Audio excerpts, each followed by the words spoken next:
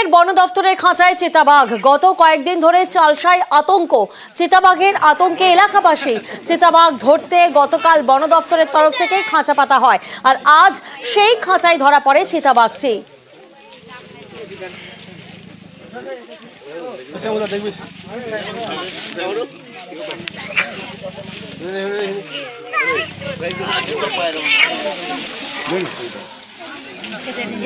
Load हो रहा है। হাওড়ার বেলগাছিয়া, এই জায়গার নাম শুনলেই এখন কি মনে আসছে? জলসংকট, ধস, ঘরে ফাটল, মাথার ছাদটুকু নিয়ে অনিশ্চয়তা। আর সেই হাওড়ার বেলগাছিয়ার আরো একটা ছবি, ভয়ঙ্কর এক ছবি। আপনারা দেখুন কিভাবে ডাম্পিং গ্রাউন্ড, সেই ডাম্পিং গ্রাউন্ডে জ্বলছে আগুন। ডাম্পিং গ্রাউন্ডে পৌঁছে গিয়েছে নিউজ 18 বাংলা, এবং সেই ছবি আপনাদের সামনে দেখুন। হাওড়ার বেলগাছিয়ায় বিপত্তি বাড়ছে, ডাম্পিং গ্রাউন্ডে এভাবেই আগুন জ্বলছে, আর ডাম্পিং গ্রাউন্ডে নিউজ 18 বাংলা পৌঁছে গিয়েছে এই মুহূর্তে।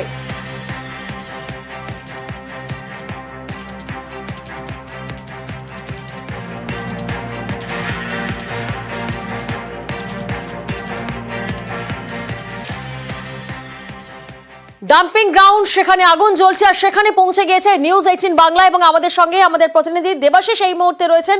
দেবাশিস, তুমি একেবারে স্পটে পৌঁছে গেছো, এবং যে ছবি আমরা দেখছি রীতিমতো চমকে ওঠা এক ছবি। একদিকে তো বাসিন্দারা, তারা মাথার ছাদটুকু নিয়েও অনিশ্চয়তায় রয়েছেন, আর অন্যদিকে এই ছবি তো আরো উদ্বেগ বাড়াচ্ছে। দেবাশিস,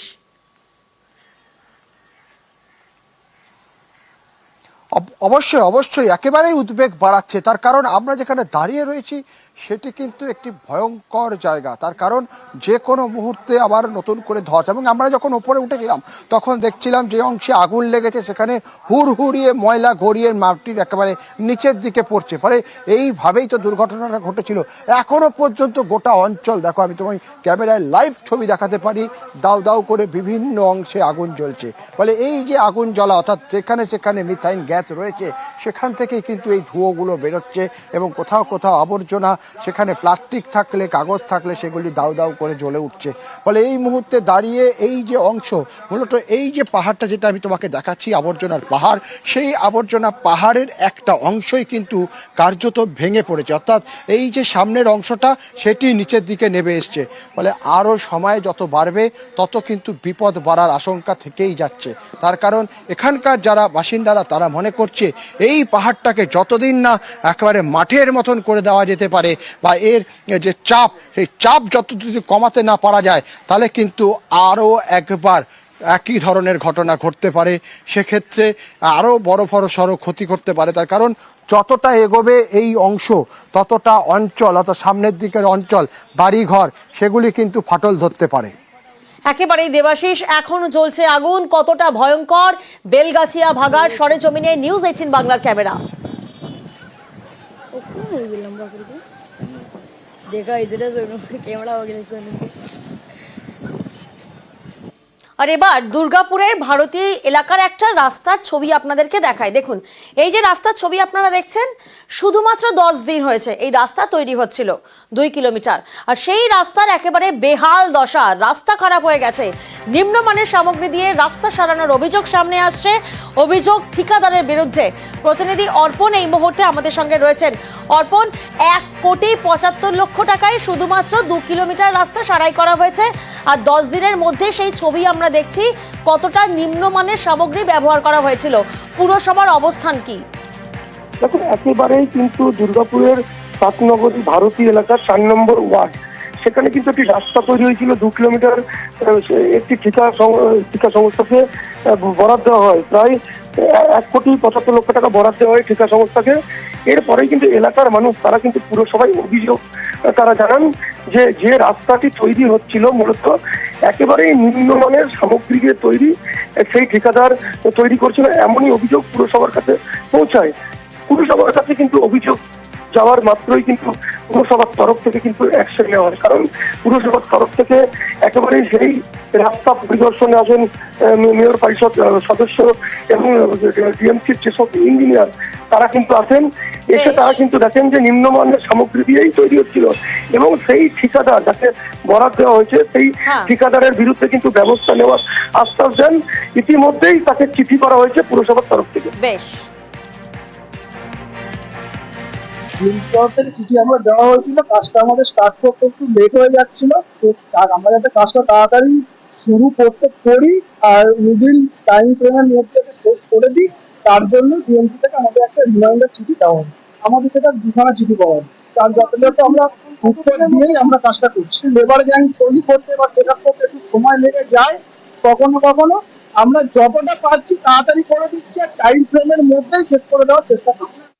ওটা কাজ করার 7 দিনের মধ্যেই সব একদম ফেটে ফুটে একগার। আমাদের ইঞ্জিনিয়াররা গেছিল, 2 দিন চলে ছিল, কাজ করতে পারেনি।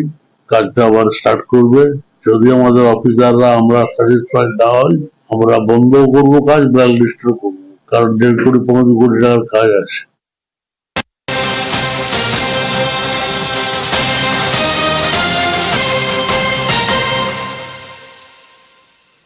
আর এবার দেখুন একটা ফেরিঘাটের ছবি দেখাচ্ছি আপনাদেরকে। এই যে ফেরিঘাট কতটা বিপজ্জনক এবং কিভাবে যাতায়াত করছেন দেখুন স্থানীয়রা। এই ছবি হাসনাবাদের ডাসা নদীর ফেরিঘাট, যেখানে এক সময় জমজমাট ছিল এই ফেরিঘাট, আর এখন জরাজীর্ণ ফেরিঘাট। কতটা বিপজ্জনক, কতটা ভয়ঙ্কর, কিভাবে দেখুন স্থানীয়রা সেখান থেকে যাতায়াত করছে। যখন তখন কিন্তু বড়সড় একটা দুর্ঘটনা ঘটতে পারে। প্রতিনিধি অনুপম এই মুহূর্তে আমাদের সঙ্গে রয়েছেন। অনুপম, বিপজ্জনক এই ফেরিঘাটে তো নিত্য দুর্ঘটনা ঘটছে, স্থানীয় প্রশাসন বা পঞ্চায়েতের নজরে কি এই ফেরিঘাটের ছবি আসছে না?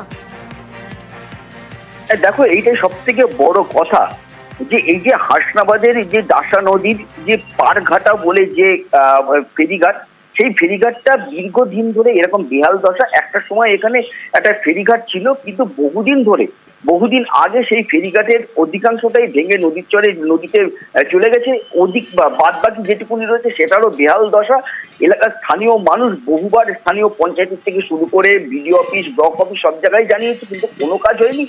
অবশেষে স্থানীয় মানুষ তারা নিজেদের উদ্যোগে যে বৈদ্যুতিক যে পোস্ট, যে খুঁটি, সেই ভাঙা খুঁটি নদীর চরে পাঠিয়ে সেখান থেকে ঝুঁকি যাতায়াত করে, এবং তার উপর দিয়ে বাইক, সাইকেল, স্কুলের ছাত্রছাত্রীরা, এমনকি রুগী, হাসপাতালের রুগীদেরকে পর্যন্ত তার উপর দিয়ে কাঁধে করে নিয়ে আসতে হয়, এবং প্রতিনিয়ত সেখানে কিন্তু দুর্ঘটনা ঘটে। আর বর্ষাকাল হলে তো কথাই নেই, পায়ে দুর্ঘটনা লেগেই থাকে, প্রতিনিয়ত দুর্ঘটনা লেগে থাকে।